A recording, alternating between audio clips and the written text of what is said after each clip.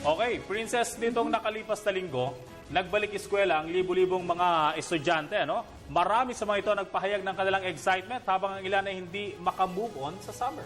Alright, kaya naman ang mga sentimento ng mga kabataan sa pasukan ay nag-trending pa sa mga social networking sites tulad na lamang ng Twitter.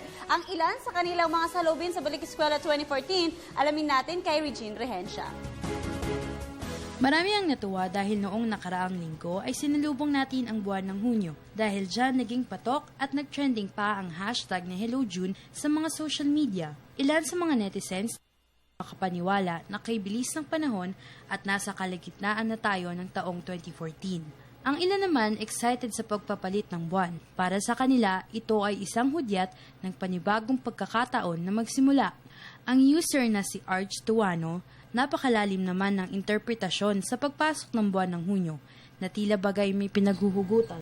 Ang user naman na ito, nagtatanong kung June na ba talaga dahil nararanasan pa niya ang mainit na panahon. Ang isa namang ito hindi makapaghintay para sa kanyang huling taon ng high school. At dahil ang June ay buwan din ng pasukan, marami sa mga kabataan ang nagpahiwating ng kanilang excitement at problema sa pagbubukas ng bagong school year. Ang mga netizens ginamit ang hashtag ng pasukan moments upang ilabas ang kanilang saloobin at experiences sa unang araw ng pasukan. Ang tweet ng mga user na to naglalarawan ng mga nararanasan ng mga estudyante tuwing bago pumasok at pag-uwi. Isa sa mga bagay na kinatutuwa ng mga estudyante tuwing pasukan ay ang mga bagong kagamitan tulad ng damit, sapatos at syempre pa ang papel.